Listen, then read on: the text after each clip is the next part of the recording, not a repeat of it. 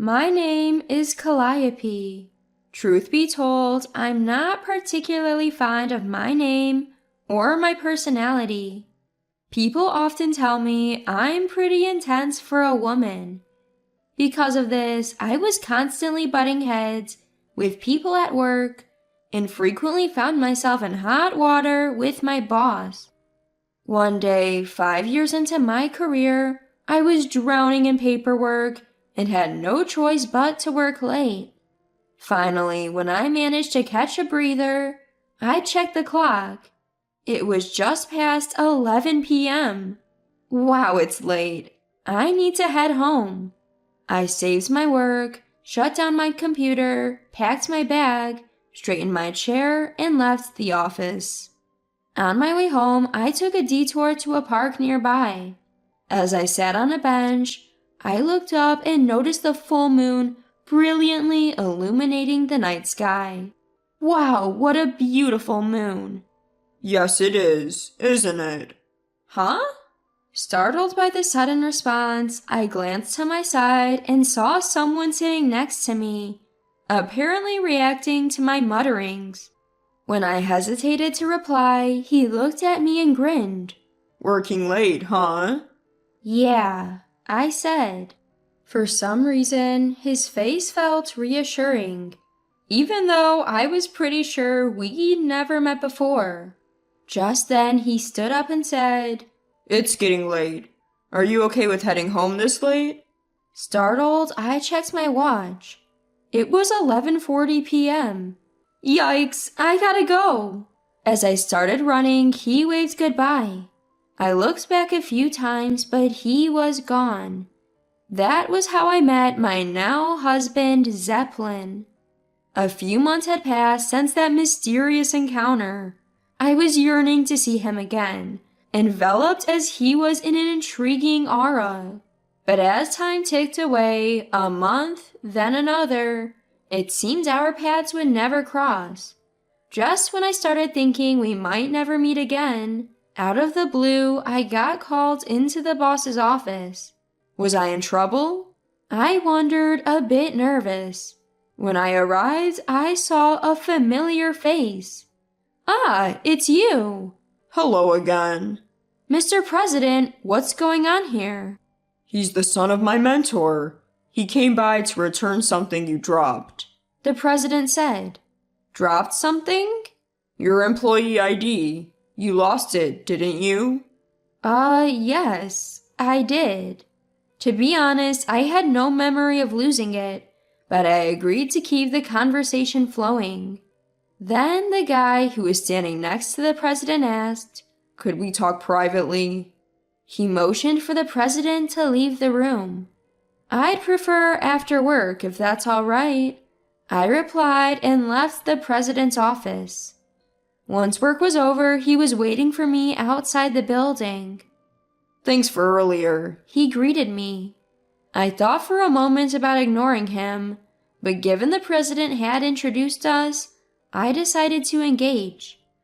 About earlier? Thank you for playing along, he said. So, what did you want to talk about? Do you know any good restaurants? Would you like to go to one together? Sure. Normally, I would never accept such an invitation, but this time I inexplicably agreed. We went to a restaurant he was proud of, one his friend ran. It was simple but had high-quality ingredients. I had to admit it was delicious. After we finished eating and while sipping our after-dinner coffee, he started talking again. My name is Zeppelin. Zeppelin, is it? Yes, it's a rather unusual name for this time, isn't it? Well, my name is Calliope, so... I know. Huh? You see, your president, as I mentioned earlier, is an acquaintance of my dad. He's also very supportive. Yeah, he's that kind of person. Exactly. So he's been teasing me about my name forever, but I never minded. Recently, he said he met someone interesting at the induction ceremony. Interesting person? It's you, Calliope. According to the president, Two people with unique names. It's a perfect match. And so? As I heard about you over and over, I became intrigued and asked if we could meet. And here we are. He kept the conversation flowing, talking about his hobbies, how he spends his weekends, and before I knew it, we had plans for our next meeting. On the way out of the restaurant, he offered to walk me part of the way home. He mentioned a movie he wanted to see, so we decided to make that our next outing. Time flew whenever I talked to him, and it was always such a blast. You sure know a lot, Zeppelin. Not really. Most of it comes from my sister. He always said. I started thinking it might be nice to meet his sister someday. And so, after several years of dating and 5 years into my job, he proposed to me at that very first restaurant. And just like that, Zeppelin and I became husband and wife. Needless to say, we both laughed when we saw our unique names, Calliope and Zeppelin, written in the spaces for wife and husband on our marriage certificate. After our wedding, I was introduced to his family at a gathering at his parents' home. The sister-in-law I had never met before was also there during our wedding ceremony. As soon as she heard my name, she seemed surprised, but overall, she left a good impression. From now on, please take good care of Zeppelin, haha. Sure. Come visit us sometimes. You built your own house before me, Zeppelin. You're so cheeky, haha. My first impression of Marcia, my sister-in-law, was that she was cheerful and easygoing. A little intense, but not a bad person. Turns out that was just her public face. Ever since Zeppelin and I got married and moved into our new house, she started dropping by almost daily without notice. I quit my job after getting married. This didn't sit well with Marcia. You're living a luxurious life on Zeppelin's money, she'd say. And if you're just staying at home, at least be a proper host. Dealing with her became increasingly stressful. To cope, I started pretending I was not home every 3 visits. Yet the visits and the stress didn't decrease. Do you think she hates me? I don't think so. But the harassment continued and my health finally broke down. I ended up in the hospital. Zeppelin did confront her, but her response made no sense. Why shouldn't I, when Calliope has so much more despite that weird name? Zeppelin only apologized. Sorry.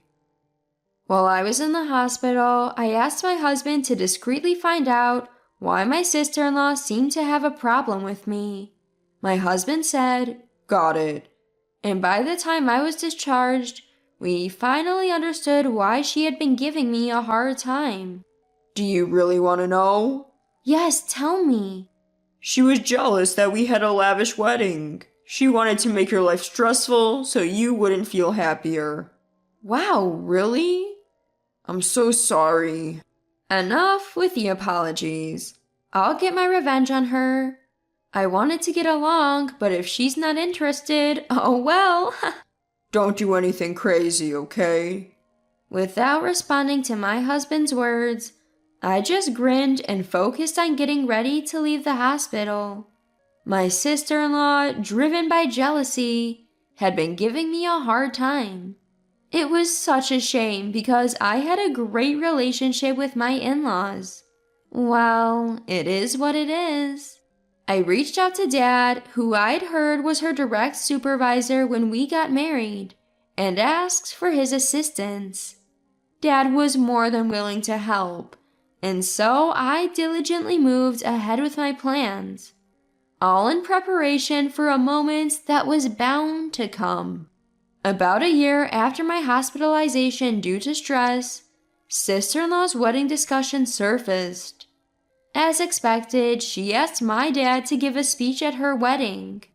Dad declined just as I had advised him to. I thanked my dad and decided that neither we nor our parents would attend her wedding. Word somehow got out that my dad wasn't attending, and it spread like wildfire through sister-in-law's workplace. As a result, many of her coworkers refused to attend, saying, "If her boss isn't going, then neither are we." Sister-in-law had planned to invite about 100 people, including coworkers, but now her side of the venue was practically empty. She faced backlash not just from her groom, but also from his family. Sister-in-law was visibly pale. In a panic, she called me, but I left a voice message saying, "Congratulations on your wedding. We are traveling and will get back to you once we return." My dad covered the trip costs as a wedding gift he didn't have to give to sister-in-law. Haha, thanks, Dad. When we returned, I headed to my in-laws to drop off souvenirs, and lo and behold, sister-in-law was standing at the front door. From the car, she looked like she was possessed. When I pointed her out to my husband saying, "Hey, isn't that sister-in-law?" he suggested, "Should we turn back?" I decided to proceed. "Hi, sister-in-law. This is not a high situation. Congratulations on your wedding." "Congratulations." "Congratulations? Are you kidding me? Your father, who was supposed to give a speech, suddenly backed out. And because you guys didn't show up, half the seats at the venue were empty. It was an absolute disaster of a ceremony. Make it up right now."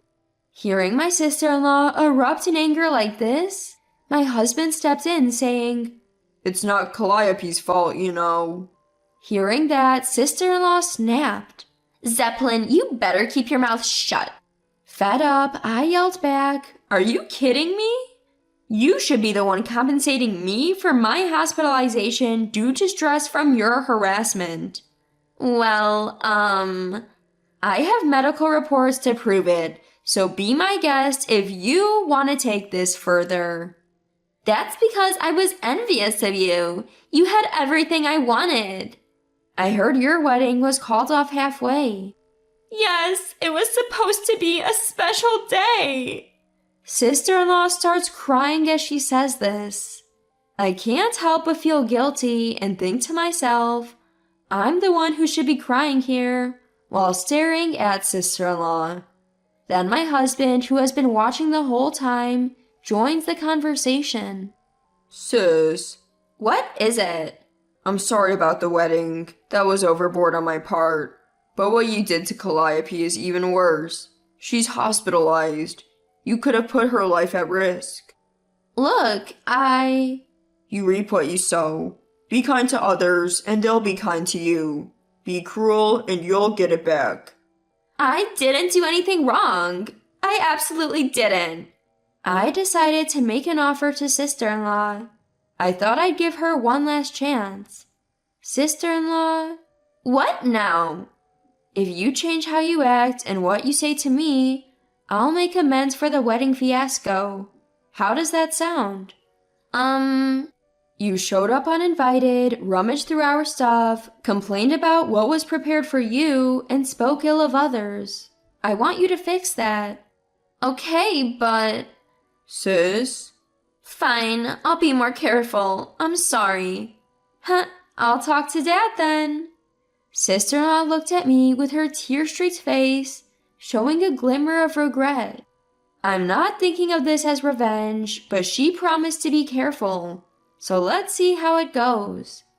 A few months later, sister-in-law and I, having reconciled for now, decide to redo her wedding, thanks to my arrangements. We rent a small church through a friend of mine. Sister-in-law was fussing about her plain wedding dress, but she shut up when I said, "Should we call it off? Haha." The ceremony was the most beautiful one I've ever seen. Sister-in-law seemed to enjoy herself and happily showed off her wedding dress to our parents.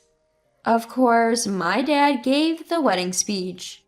"I appreciate your cooperation in resolving our differences, and I'm happy you agreed to take this on." Dad took the stage and, gripping the microphone, said this to sister-in-law.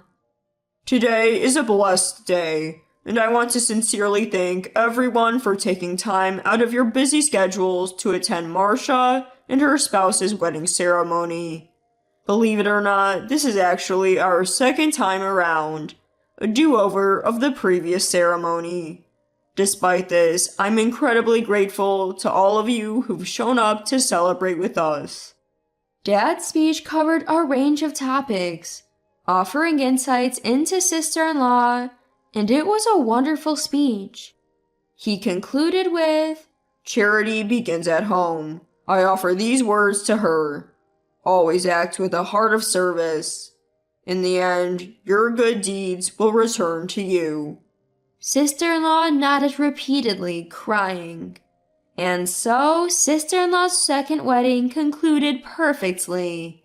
Among the guests were some who had attended the first one, and they agreed this ceremony was much better. "I might want to get married here," we heard people say. Sister-in-law seemed genuinely pleased that everyone thought her wedding was absolutely wonderful. I found myself sincerely hoping for a lifetime filled with happiness for the newlyweds, and felt reassured about having a positive relationship with sister-in-law moving forward. Once again, congratulations, sister-in-law. May you be happy forever. I softly whispered these words of celebration. Whether she heard them or not as she made her rounds, sister-in-law remained smiling from ear to ear. They seemed to float away with the balloons in the clear blue sky. It's a secret I'll keep from the somewhat tired-looking sister-in-law after the ceremony, but I was truly moved by her beautiful appearance in her wedding dress and the heartfelt ceremony in a sacred place.